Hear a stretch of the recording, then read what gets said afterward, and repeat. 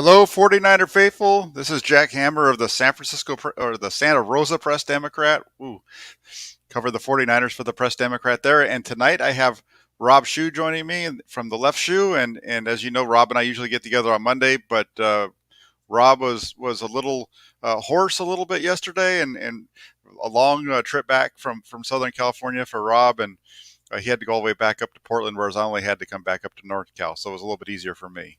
But how you doing tonight, Rob? I'm doing better than I was yesterday, Jack. I mean, you can still hear my voice as I was at that game and left everything I could out on the field as a fan.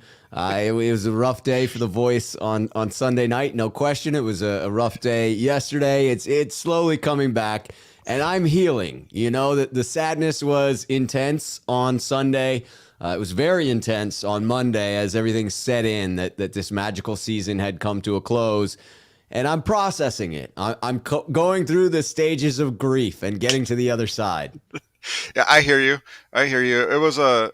I think I went through all those stages of grief on Sunday night, uh, just because I knew, I had stuff that I had, you got to get through it quick so that I can and do the writing and everything that was going on, Right. and processing that everything that took place in that game on Sunday. Uh, really took a little bit of time, and now as I dig in and I looked at the film, the offensive film, at least earlier today with Grant, and I've watched all of the film by myself throughout the last couple of days, and things really have become a lot more clear as to really what happened and where this game was lost, and the opportunities that were missed. And I don't know about you, but for me, when I watched that game, it really took me back to the 1992 NFC Championship game lost to Dallas out here Mm.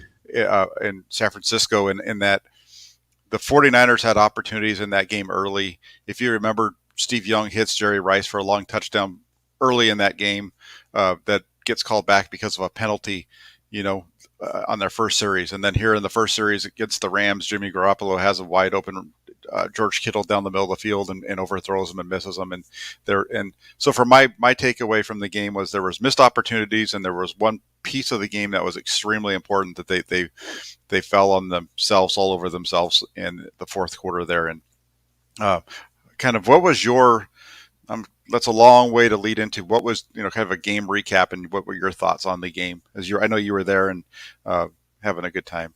Yeah, most definitely. Well, having a good time for most of it, at least.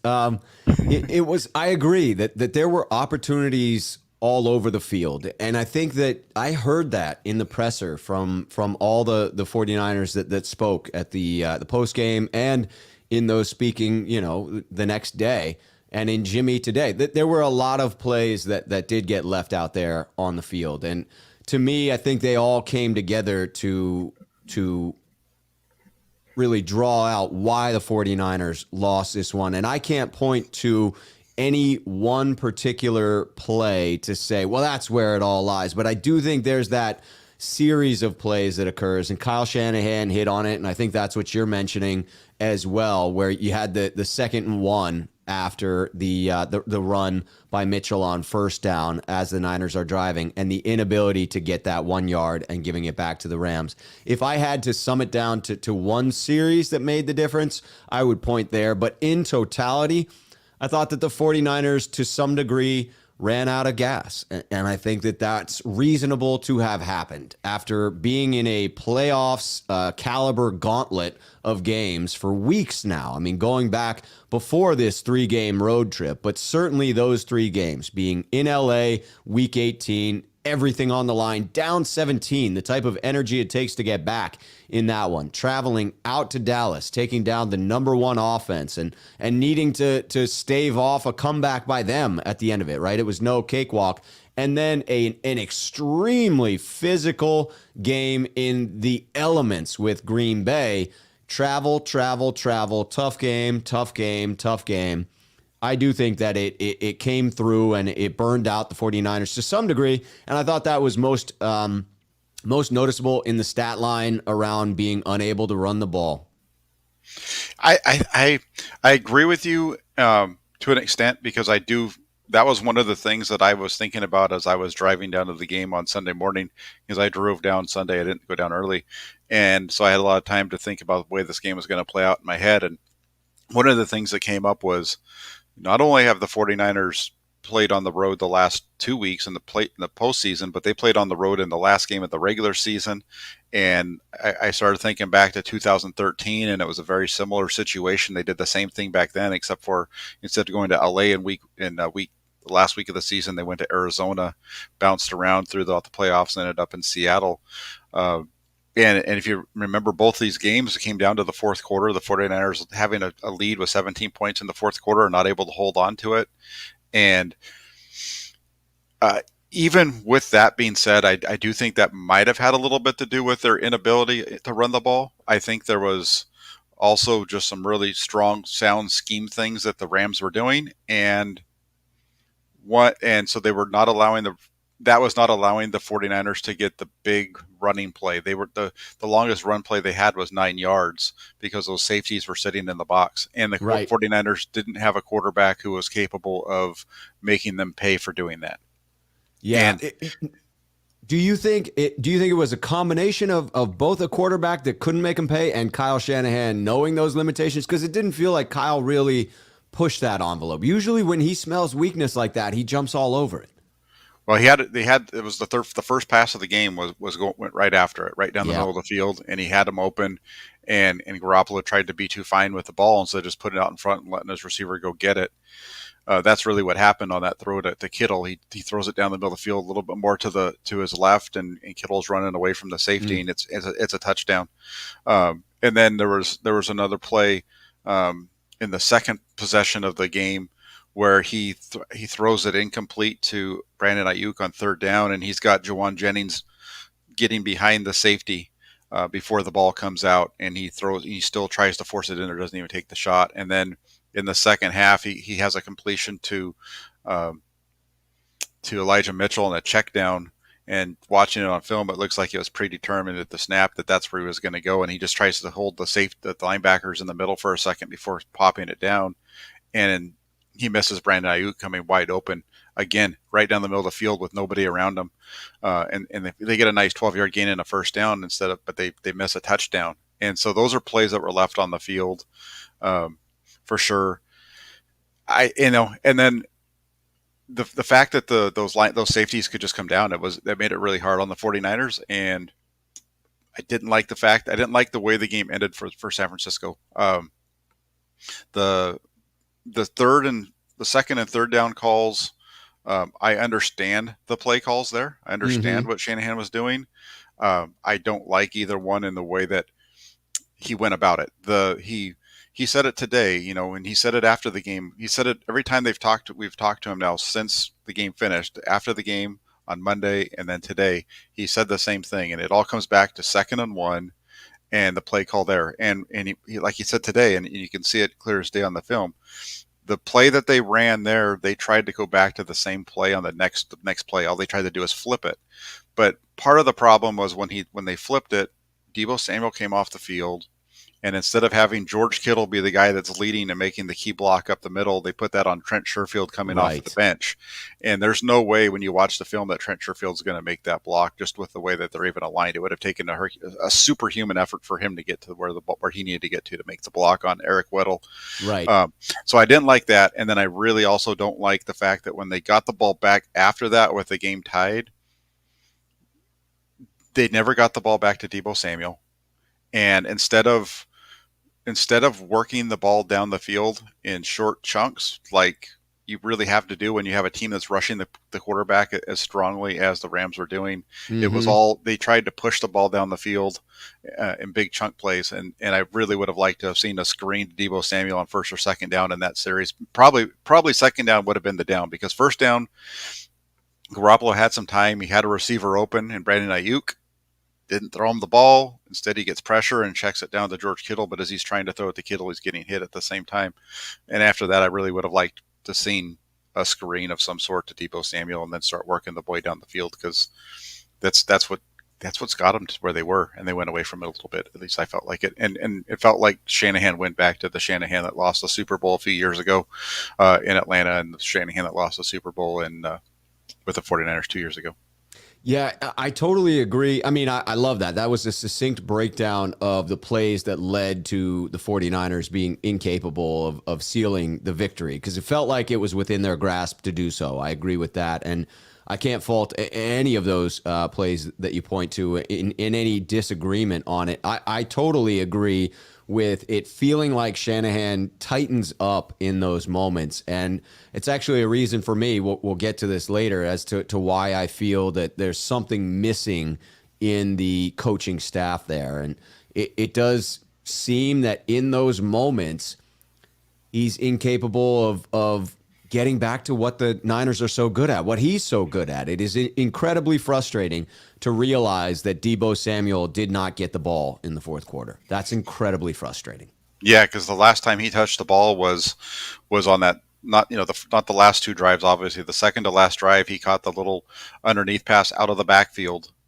that turned into a 12-yard gain on the third play of the possession that got him out to near midfield, and then they ran the ball for 9 yards and so on and so forth. But let's take a couple of super chats and we can get back into the game Let's do recap it. real quick. Uh, Aaron from 49ers First Takes, thank you very much.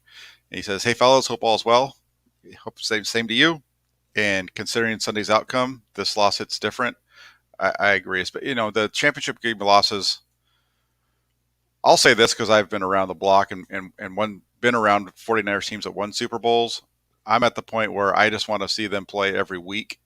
And losing the NFC Championship game for me is, if you can believe it or not, is worse than losing the Super Bowl because you're on the doorstep of getting to that final game. And there's just something different about losing that game than it did in losing the final one. And as crazy as that might sound. It doesn't sound crazy to me at all. I will say for me, I don't know. I think it was my own personal space of where I was at. But it was harder for me to be in Seattle and watch that NFC Championship game loss than it was to be in LA this year. That one stung more to me. I had a deeper disdain for Seattle at that point. I was there, so I didn't see Richard Sherman's rant, but when I did see that, that just aggravated the memory even further of having been taunted at an elite level. To be taunted by Richard Sherman like that was, man, hard to swallow. But it also was the experience. I was there in Seattle. The fans were atrocious. I mean, throwing peanuts at the back of my head, yelling negative things, and I was in good seats. Like, it's weird to have rich folk treat you poorly. When you thought you got that one seat that was available on the 50-yard line, and you're still getting peanuts at the back of your head. The Rams fans were pretty gracious around me on Sunday, and I was there with my best friend. So I think that soothed me a little bit because he's not a Niners fan. He's a Steelers fan, but he was rooting for the Niners just to, as a favor to me. And so he was there to keep me in a better place. And I think that's why it stung less. But it was sad nonetheless because of the fact that this was such a special team, such a special season, because of the heart that they showed fighting back from 3-5. Definitely saddened, but somehow still proud. Yeah, there's definitely a lot to be proud of with this team. I agree with you, and it was rough to see them not get to where they were.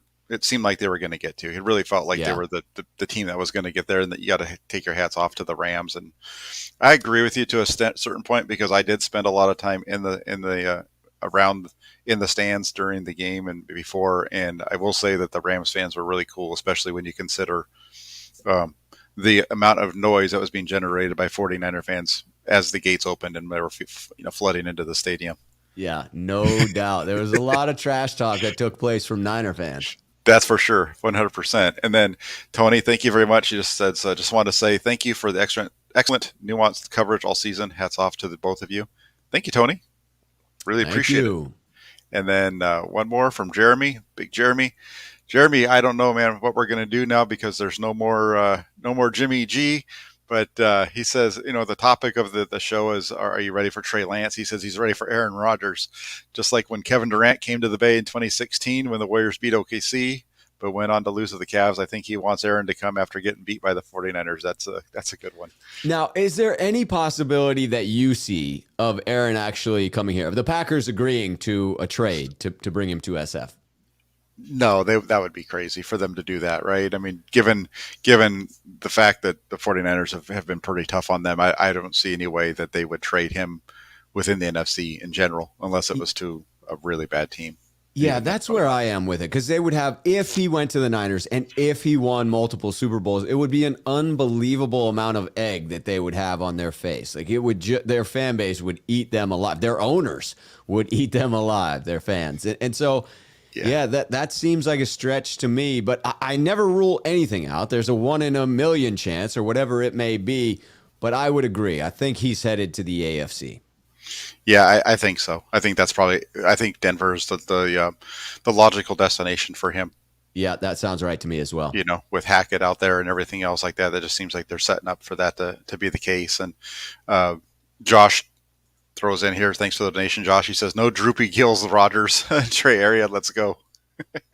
I agree. 49ers aren't going to trade Trey Lance. Lance is going to be the guy, and we're going to get into that in a little bit. But just going back to the game and the recap, it was a tough one. And for you, what was the one thing you'll take away from this game and this season? The biggest thing for me goes back to heart for this team. I mean, when I was out there in Green Bay, I saw guys dropping like flies. I mean, you saw Trent Williams hobbled, but just keep gutting it out. You saw George Kittle hobble, but stayed on the field. Debo took huge shots, but continued to get up. The resiliency of this group after going down to 3-5, to stay not just 3-5. I mean, honestly, 3-5 with a bubbling up quarterback controversy, with fans calling for Kyle Shanahan and John Lynch to get fired, with fans calling for DeMeco Ryans to get run out the door, with fans talking about, how awkward Mike McDaniel is. And now we don't want to lose him because he's Mike McDaniel, right? To rebound from that, to show the resiliency and the heart that it would take to get to where they got to, and for Trent Williams to be out there pregame when he said, what is it that allows you to play on a grade 2 high ankle sprain? He said, all heart. That to me embodied what this team was all about. And I can't be more proud of a team like that, because the physical nature of this game, those are warriors out there on the field. Those are people that are giving their bodies, not just now, but into the future. They will be hobbled as old men because of the knee injuries and the ankle injuries and the head injuries, right? They are sacrificing themselves to earn a living, to get these championships, and to inspire us as fans and fan bases. And that's what this team did for me. They inspired me from a point in the season where it seemed like all was lost. And maybe it wasn't a Cinderella story. Maybe they didn't finish the final chapter just how I would have wanted, but it still was a reclamation of the year. It was saying, no, we are not going to go quietly into the night. We are going to rebound. We are going to rise from the ashes like a phoenix. And to me, that's what they did. And would it have been sweeter if they had won it all? Yes, absolutely. It felt so picturesque that I thought that was almost a certainty. But the simple fact that they ended the season where they did leaves me proud of this team. Yeah, I think you hit a lot of the topics. I mean, with this team, it was going from 3-5 to a step away from the Super Bowl was huge. And I think for me, I got an appreciation for Kyle Shanahan as the leader.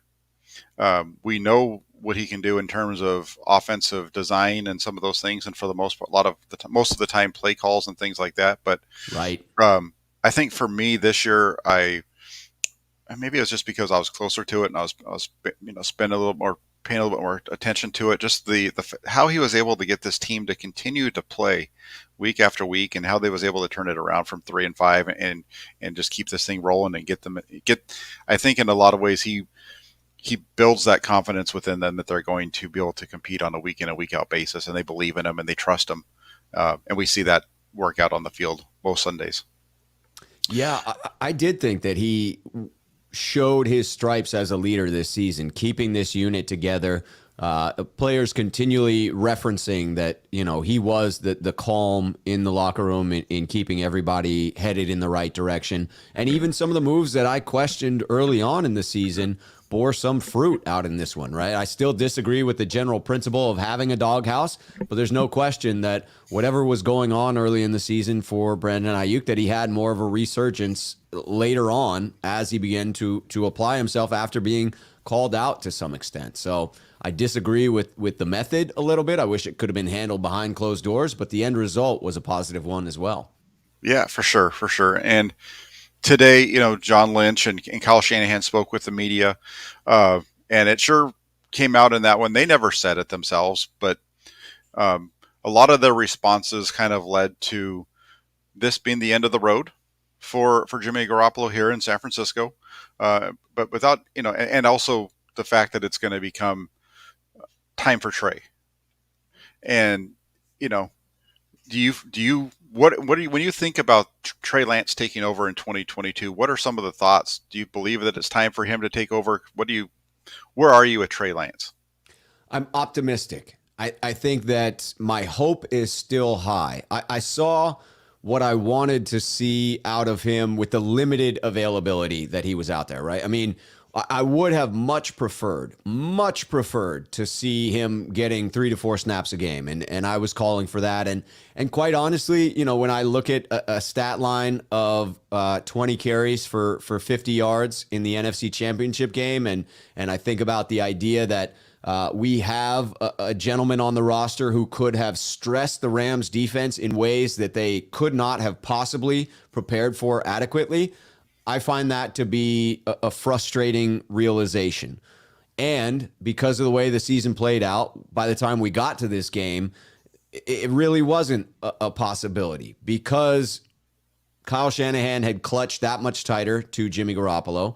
And, who's to say? If he had listened to me at that time, halfway in the season, maybe we don't win the games that were so close down the stretch. Maybe, if we had thrown Lance in for 3 plays against Green Bay, that game was so tight, maybe it goes the other way, and we aren't even here in the NFC Championship game.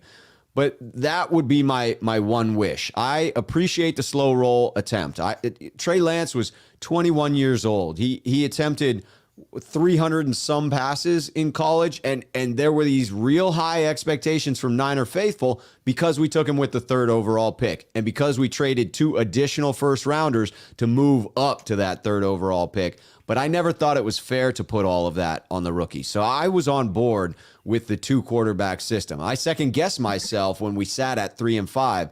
But I like the strategy of paying Jimmy Garoppolo the $25 million to be a high caliber bridge quarterback while we allowed the rookie to learn. And then from one game to the next for Trey, I saw considerable improvement. So that leaves me still hopeful. But I think it's fair to say the jury's still out. Yeah, as far as, it being time for Lance to take over, I think it is. We've seen, I like Jimmy Garoppolo. I think he brings a lot to the table. I know his teammates like him. With the salary cap situation the way that it is, the fact that they came up short, some of the things that we saw left on the table on Sunday against the Rams, considering the loss, those things that get magnified, right? And so I think it's time to make the move. And you kind of mentioned it too. You said, you saw the growth from week 5 to week 17, and I know that I did as well. His teammates have all mentioned that. I think it was Azeez Al-Shaair yesterday who said something to the effect of, this is like, it's like game time when we're at practice going against the scout team because of what he's bringing to the table and the throws that he's making. So he was really stressing those guys on the defensive side. So I definitely think that it's time for Lance to take over. Everything in the press conference today, from what you heard from Kyle Shanahan and John Lynch, and then even after that, especially when Jimmy Garoppolo took to the podium, tells you that it's going to be time for Lance to take over here in 2022.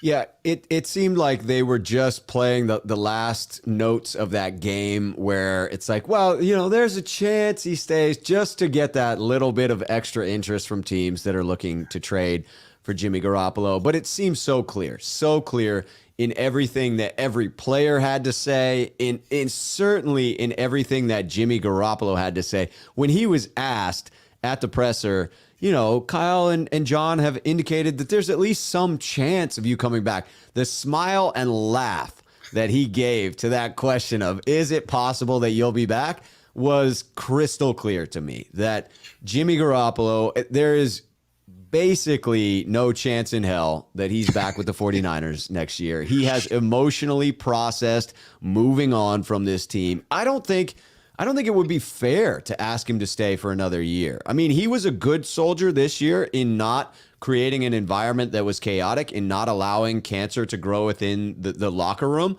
But I think it got close. In hearing his last comments as he's out the door, I think it got closer than we all know. I think, yes, he was a good soldier in that regard, but it was difficult for him. I could hear it in his tone, in some of the things that he said. And so, you committed this to Lance. At some point, you've got to make the switch before it goes nuclear, before it does erupt in the locker room, and then it's just chaos.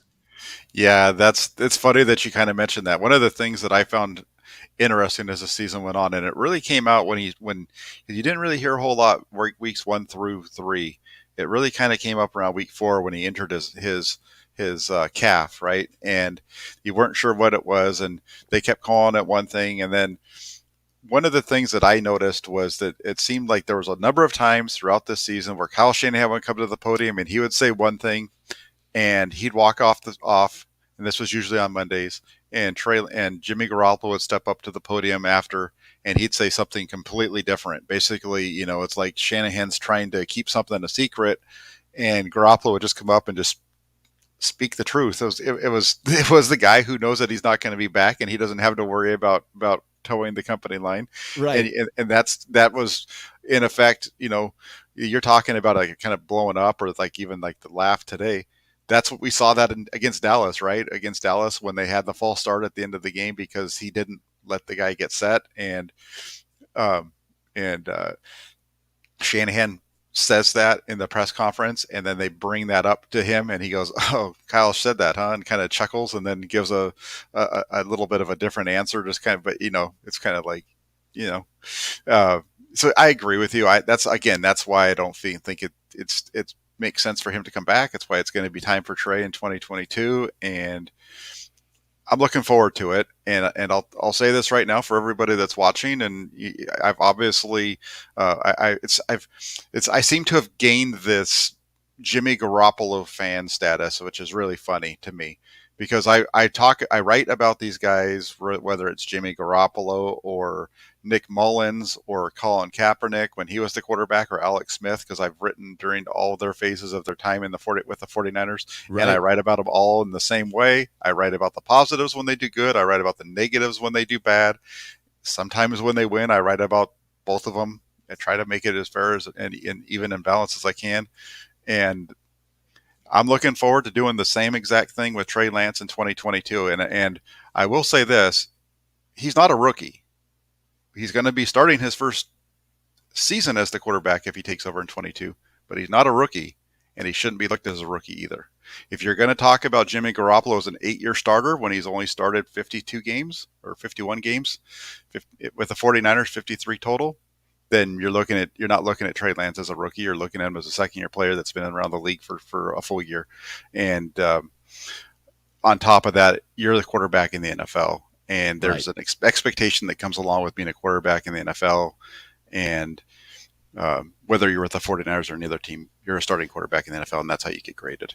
Yeah, and that's why I appreciate always speaking with you and reading your content, Jack, is the idea that you give nuanced coverage. You provide nuanced coverage, and you are able to have a nuanced conversation and call out both good and bad when talking about any particular player, any particular game, the coaching staff. To me, that's where the truth lies. I think that we've gotten to a point as a society, and hell, maybe we've always been there, and social media has just amplified it. But we want simple answers. We want yes, we want no. Is Jimmy good or is Jimmy bad? And the true answer is much closer to the middle, that Jimmy does some great things and Jimmy does some horrible things. And who is Jimmy Garoppolo? Well, he's both of those, right? You can't separate one without the other. I would take the only thing I would disagree is I would take the opposite and say to 49er faithful that they were too impatient with Jimmy Garoppolo, that the level of disdain that he got from this fan base was unwarranted to some degree. I understand the frustration that drove that disdain, but for me, the criticism began to pile up and it became hyperbole. And then we completely ignored anything positive and just focused on the negative. Not we, but some within the faithful did that. So I would say Jimmy didn't get the patience that he deserved. Jimmy didn't get the credit that he deserved. I hope we as the fan base, we as the Niner faithful, can be more decent to Trey in that regard. I think we were unfair to Jimmy. I don't want us to be unfair to Trey as well. Yeah, I agree with you, and that's part of the deal with this whole Jimmy Garoppolo discussion. You got a guy who leads a team, like for example, the Bengals they come from behind and they beat the Bengals on the road in Cincinnati, the team that's going to play the Rams in the Super Bowl. Right. And the discussion is about how he blew it in order for them to even have to be in that position to begin with. That was the discussion of a come from behind win with Jimmy Garoppolo. And on top of that, we're going to get to a little bit of Jimmy in a minute, but the biggest thing I think when you look at Trey Lance, Jimmy Garoppolo, all these guys, is it's all about who you like, and that's what drives it. You probably saw some of the discussion on Twitter in the last day and a half where I put out a thing where in 2013 and 2021 the 49ers had to go through the same path, and that was with Jimmy Garoppolo and Colin Kaepernick, and those two quarterbacks had to go through 3 straight road games to get to the NFC Championship game. They both lost the NFC Championship game. They both threw an interception on the final offensive possession of the game, and they both led offenses that scored only 17 points. And the amount of comments that generated in terms of acting like you're saying one player is this and one player is that. I right. mean, and really what it was, and I even said it today. People are arguing about a quarterback who won a ton of games for the 49ers and the other guy won half of his games. And the Colin Kaepernick is a much better athlete than Jimmy Garoppolo ever was. No question. But their results were the same in that they both lost the Super Bowl and they both lost the NFC Championship game. And they both lost when they didn't have good teams around them and their teams were dealing with injuries, or they were dealing with injuries. Very fair statement. And it becomes about so much about who you like and what you like, and it became so much more than just about players. And it's just a really interesting viewpoint. And like I said today as well, no quarterback in the history of the NFL has been successful without his team. Period. And that's true. And it was Colin Kaepernick wasn't successful without. Colin Kaepernick doesn't beat Green Bay if his defense doesn't keep them from scoring more points, right? And Jimmy Garoppolo doesn't beat Green Bay if his defense and special teams don't make the plays and all those kind of things. So it's just a fun conversation to have, and it's an interesting thing to discuss, and it's going to be fun to watch Trey Lance take over in 2022, because it's going to be, for me, one of the things that outside of watching Trey Lance, it's going to be fun to watch the way people who are in our position with shows, how they discuss Trey Lance. Yes. And who keeps that same energy with Trey Lance that they kept with Jimmy Garoppolo. Who's going to all of a sudden give him the benefit of the doubt because he's in his second year and things like that. It's going to be a fun process to go through as we do that. Very fun, very entertaining. And for me, I do take solace just in what we've seen of Trey. If we get back to him as an individual and the limited looks that we got as far as what he brings to the table on the field, but also the limited looks that we got from him as a potential future face of the franchise, which we know he's going to be. I thought he handled himself well in that regard. I liked his comments about Jimmy Garoppolo. I did think it was interesting the way in which Jimmy danced around the answer to that question today, as far as Trey saying he's going to be one of my best friends going forward for life. Jimmy did not return the best friend moniker when talking about Trey, but definitely said he was a cool guy. Clearly, they had a good relationship there. But I see the right things from Trey. Even though the Niners sort of held him back and didn't give media availability for the vast majority of the season, those limited looks that we got of him being the CEO, being the head of the franchise, the face of the franchise as the franchise quarterback, for being only 21 years old, what he showed me in that regard, again, gives me confidence going forward. Because that's a big part of it. Just acting the part, just being the leader, being the guy that people can rally behind. Because Jimmy had that, no question. When you hear members of his team talk about him, they talk about him in an inspired fashion as someone who was able to handle all of the BS that he went through this season. I think that you're going to, over time, I agree with you on the Lance thing, and that I think that he handles himself the right way. It's going to be fun to watch him grow into the position and dealing with NFL style media, because it's definitely different than what he dealt with at North Dakota State and having these press conferences on a weekly basis and everything. It's going to, it's going to be fun watching him grow into who he is.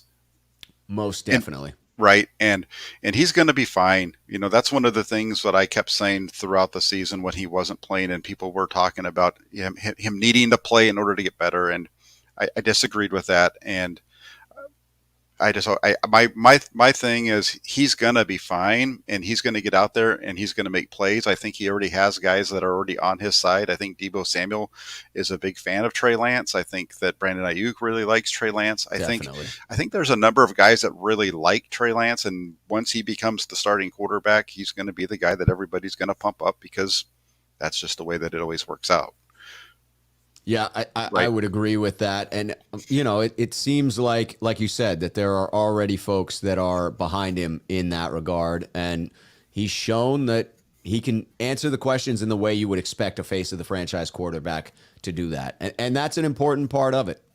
Yeah, for sure. And now, real quick, let's take a couple of the super chats, because Let's there's do some it. that have been here for a while. And this is from Jeremy. Sorry it took for so long for us to get back to you, Jeremy. Thanks for the donation, though. He says, I thought that was the deal Aaron made with the pack. He plays this year and he'll get what he wants. And that was back with our discussion as far as, would he be able to come back? Would they trade him to the 49ers? Remember, we were just discussing Yeah. that. To me, the question here is how much leverage did he get? Because I was surprised that they left one more year on his deal, right? To me, if you really got yourself the leverage that he claimed he was attempting to get, he would have had his deal cut down to where he was a free agent right now. But the simple fact that he's still dependent on the Packer organization to determine where he goes, to me, I was completely put off by Aaron Rodgers, the hard stance he took, which felt like I thought he was going to sit out. I honestly thought he was prepared to sit out the season this year. And when he caved and the Packers got their way, I thought, well, that was a lot of show for no go. And so I think the Packers still control the strings in this one. It could have, something else could have been said behind closed doors, but contractually speaking, it seems like the Packers still control how this goes. I think you're right on that. I think you're right on that. And then Josh, thank you for your donation. He says, Cal and John have what it takes, proud of the team. And that goes back to our discussion as to uh, kind of our general takeaway from the season overall, and what was our big takeaway there. Yeah, to me, it's clear that you have good leadership. I was intrigued by John Lynch, his answer when asked if there was any chance of going back to the booth, when he said, right now, I'm committed to this organization right now. He could have just said, I'm committed to the San Francisco 49ers. He added the right now. He's not such a great public speaker that I hang on every word, because there are some people where they are calculated and every word means something to them. I'm not convinced that's the case with John Lynch, but I did think it was an interesting choice of terms. Yeah, I caught that too. And so, because once you say it, that's like saying, I'm not very good at something now, or what have you. Yeah, It yet. yeah, yeah, you're letting yourself, you're giving yourself an out, so that if you change your mind at some point, or you get better, right? And Yeah. that was, I did catch that when he said that today, because he could leave next week and he could say, well, at that point, I I was committed to the 49ers. So Right. maybe that's the Stanford education coming out in John Lynch. It could be. And it made me wonder because, like, how uncomfortable must this season have been when people were calling for everyone to be fired? Like, I want to be very clear with the Niner faithful that I think are listening that are mostly reasonable on this show, that there's a group of us in the faithful that are unreasonable. When you watch the streams of the San Francisco 49ers on their channel and follow the chat in the dialogue, it can be dark and nasty and mean spirited. And I just want to encourage fans, if you're any part of that, to ease up because these are real people with real families. And I guarantee if Lynch is thinking about going back to the booth, it's because nobody's calling for him to be fired. No one's calling him an a-hole. No, all these nasty things that happen when you're the head of the franchise would go away if he went back into the booth, and it would be all, rainbows and sunshine at that point. Yeah, the one thing that I heard, because that came up a little bit yesterday, and they were talking about it on the radio, and the one thing that they said in it, and it makes sense, was, you know, he didn't realize all the stuff outside of football that comes with being a GM, Yeah. all the other stuff that you have to deal with. He wants to go out there and do the football piece of it. It's some of the other stuff that you have to do, and obviously that makes sense, and that would be something over time that would just really grind on you if you're having to deal with guys like Reuben Foster or stuff Oof. like that.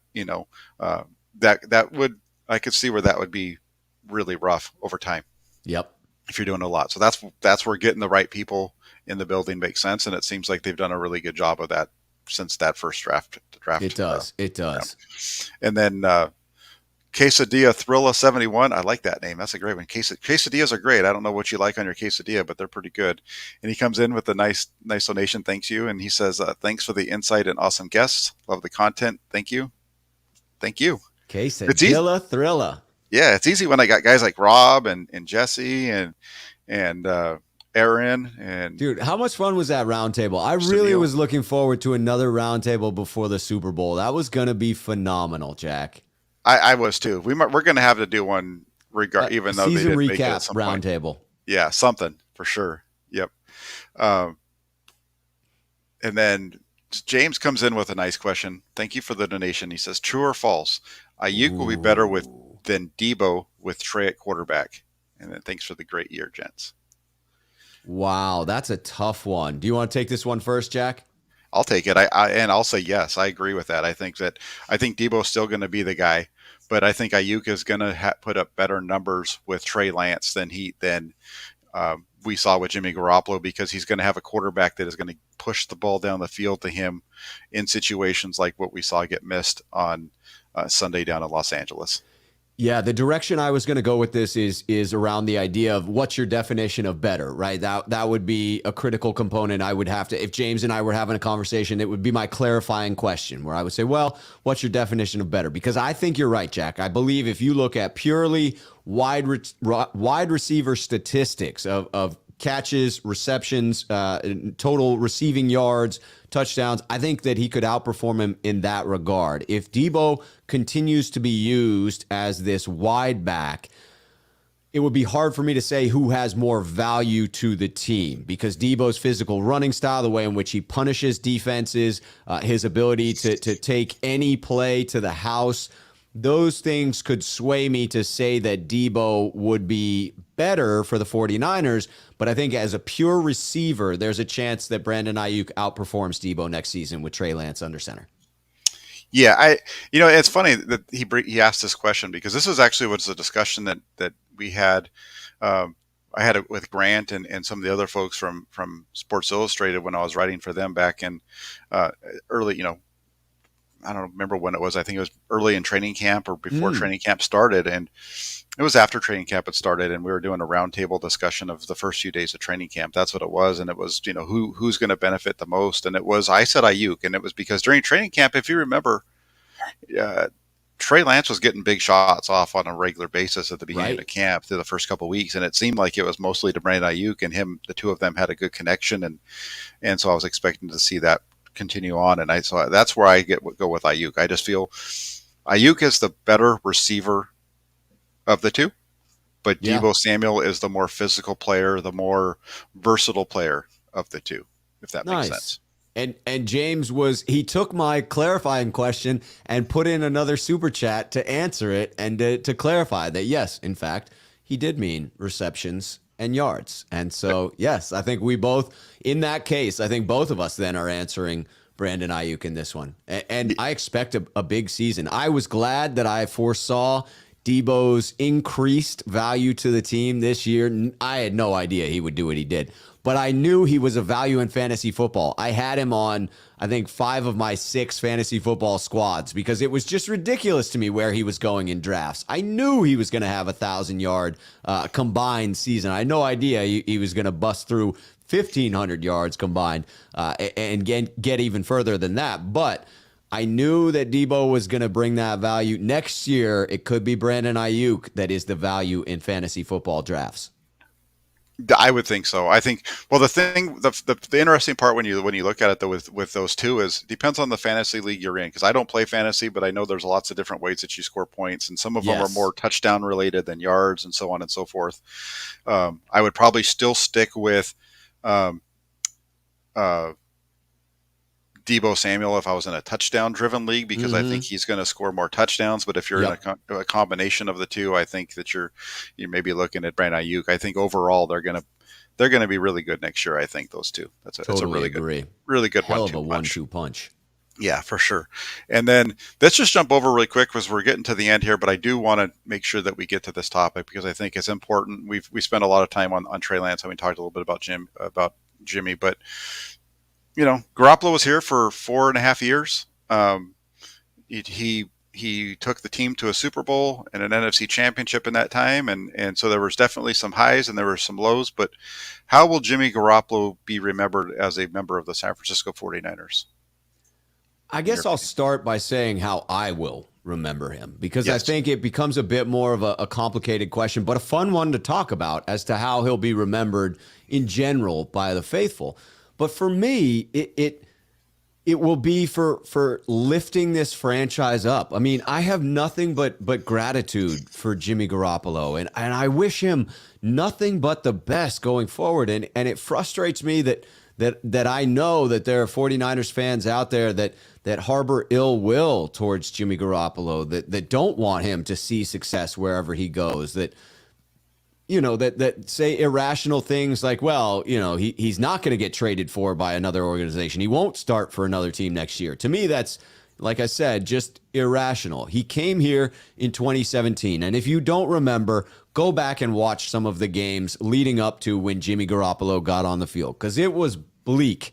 Fans, it was very bleak. Yes, Kyle Shanahan and John Lynch had arrived that year prior, but there were still people bailing on their season tickets at that point. If you, like I, attempted to buy some of the season tickets that were available late in 2017, those SBLs, those ridiculous licenses that you have to purchase in order to get the rights to buy tickets, were at a low. They had jumped up when Kyle Shanahan came in, but they were at a low because it was just atrocious football that we had going on. Jimmy came in for those 5 games and lit the world on fire and provided an uplifting experience for me as a fan and for the entire fan base. He sold season tickets. His beautiful face was plastered all over everything that the 49ers could put it on, all over the stadium. And then, yes, our hearts were slightly broken when he blew out his knee and 2018 became another lost season. But then the magic of 2019, a special team, a special run. For me, I don't linger on the idea that we didn't win that one. I look back at 2019 as a magical experience. 2020, an anomaly. Frickin' the world seemed like it was coming to an end. A first game was played in conditions that made it look like it was being played in Hades, right? I mean, that was the first game of the season. The sky was orange. There was smoke everywhere. And that whole season was just foobar. Injuries all around the frickin' team. But then this year, so again, to have gone 2019, super magical season, 2017, super magical 5-game stretch, and then 2021 to have the recovery, the heart to bring them back from 3-5. I'm not attributing all of the wins that Jimmy Garoppolo has stacked up as a 49er to him. He played on good teams. but he played a critical role as the quarterback of those teams. For me, I just can't have anything but gratitude and well-wishings for Jimmy Garoppolo and success wherever he goes. Yeah, I agree with you so much on that. I think I'm going to throw this comment up there just really quick because I think Luke hits on something here that should be mentioned too. He says that Garoppolo will be remembered like Alex Smith, loved much more after his departure, and I think that for Alex Smith, I don't think that he was really even missed in 2013. I don't think he was missed until the team started losing in 2014. I think that's when people started saying, I can remember wanting them to keep both guys and having both those two around because you could see the value of an Alex Smith to him. But at the same time, it's very similar to now. It was time to move on, Right. and they made a decision.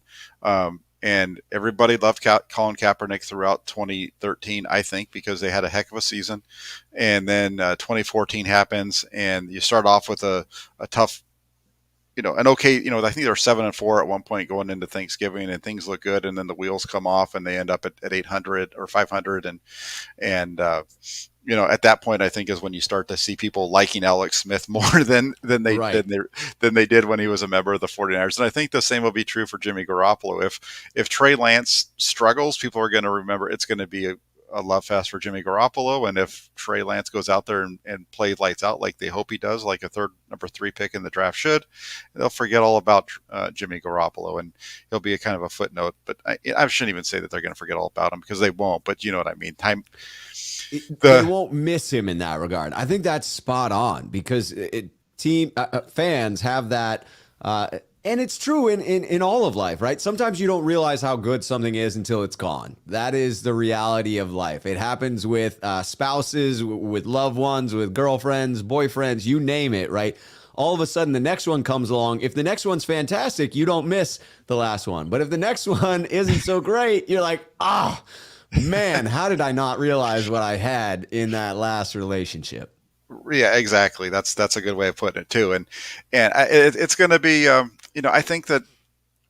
think you and I talked about this last week, or it came up in our roundtable, and I think it makes sense. Jimmy Garoppolo, I think, is going to be remembered as a person who left the 49ers in a better situation than he found them.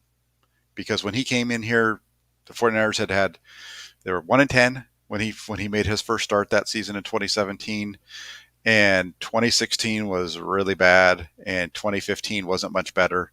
And to have that come in, it brought hope to the organization that we didn't see right away. But that 2019 season, like you talked about, and say what you want about his role in that team getting to the Super Bowl, but that was a magical ride, really reminiscent of 2011. It was kind of out of nowhere. Nobody was really expecting that level of dominance from the team, and they got all the way to the Super Bowl and were one step away. I know 2011 they didn't make it to the Super Bowl, but 11 was the rebirth of the franchise from just a long stretch, even longer than what we out of nowhere.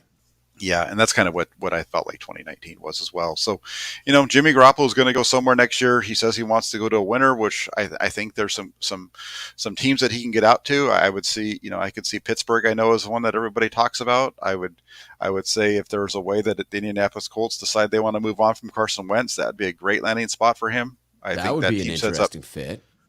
Sits up perfectly with what he does, and. There's some other ones, but I think mostly you're looking at teams in the AFC. I think it's going to be similar to what we talked about with Aaron Rodgers. They're not going to try. I don't think they're going to trade Jimmy Garoppolo to anybody in the NFC and have to face him. So I'm not sure of the other teams that are out there, but those are the two that I think. Again, the Colts they'd have to move on from Carson Wentz first, but it would be interesting to see him with either of those two. Yeah, I have for a couple of months. I threw out Pittsburgh a while back before it caught on nationally, and that to me it makes so much sense from the blue collar atmosphere around Pittsburgh to the fan base to what they attempt to do in that short passing game. Like there are so many things that line up. They are perpetually winning, and I think that's the key. Is he may get his wish to go to a winner because he's a fit for that, right? If you're a team that is constantly in competition to get into the playoffs, constantly relevant every single year, you don't want to wait on a rookie quarterback, especially a rookie quarterback from an underwhelming rookie class. And there are only going to be a handful of elite quarterbacks that change hands, change teams this season. You may not have the capital to go get that. You may not have the cap space. Jimmy Garoppolo is that one step below that, where he is a winner. He can come in and contribute right away. You're not going to have to wait for him to develop. He is who he is right now. To me, Pittsburgh makes a ton of sense. Yeah, it really does, and especially when you look at the way that they ran their offense with the Ben Roethlisberger this last year, with the amount of underneath rows that they were doing and stuff like that, seems to really fit his style. And they have some really good playmakers out there. They got a good running back. Their offensive line isn't quite what the 49ers were or what it is out in Indy, but it wouldn't be a bad deal for Jimmy Garoppolo to play with Najee Harris, right? No, not. So, yeah, it'll be interesting to see how this plays out. It's obviously not done. Nothing's going to happen with Jimmy Garoppolo, I don't think, until the league year is up. So once that hits and his surgery is done, I think that's when we're going to see something get finalized. So it's going to be a little bit of wait and see. But I was interested to hear, because that was my impression, right? I think my impression as well. I think it's March 16th is the league year, 14th or 16th, one or the other. And I thought that everything had to wait until then, but the language he was using and the leading questions today made me wonder if we're going to hear about, the wink, wink, nudge, nudge, like it's not official yet, but the Niners gave him permission. His agent found a team, and if we will know where he's going before the league year comes around. Is that tampering? Do you know that specifically, Jack? If they give him permission to seek a trade, I think that's not a problem. That's my impression as well. So I wonder if we will know before the next 6 weeks are up as to whether, March 16th at 4 p.m. is when the expiration of all 2021 contracts occurs, and therefore when you can begin trading folks as well. But I wonder if we'll know before that. I think we will. Yeah, there might be some leaks. There usually seems to be a lot of those leaks going on from various sources, his camp probably, and so on. Right. That's also when his no trade clause officially goes away and things like that too. Tom says that he can't see Pittsburgh being the choice, that Tomlin wants a mobile quarterback. Receivers need deep balls. The winter weather, in his opinion, Washington, Tampa, Denver without Rodgers, which would make sense because that's a system that's going to be similar to the 49ers, or Miami. And the Miami one is one that I thought today, especially if, and this isn't a topic we're going to get into, but if Mike McDaniel ends up in Miami, maybe he brings a quarterback that knows his system with him, because I don't think there's a drop off between Jimmy Garoppolo. I think there's actually a pickup with Jimmy Garoppolo over to a Tagovailoa as your starting quarterback for a year. Yeah, I think all of those are good potential fits. Yeah, for sure. And I don't know if there's anything else you wanted to say, but I'm getting hungry because I was looking at the comment section over here, and I know that I had mentioned to the quesadilla roller earlier about what he likes to put on his quesadillas, and he just hit me back and he said that he likes steak or leftover rotisserie chicken, some onion powder, some cayenne red pepper, and some garlic salt on that bad boy.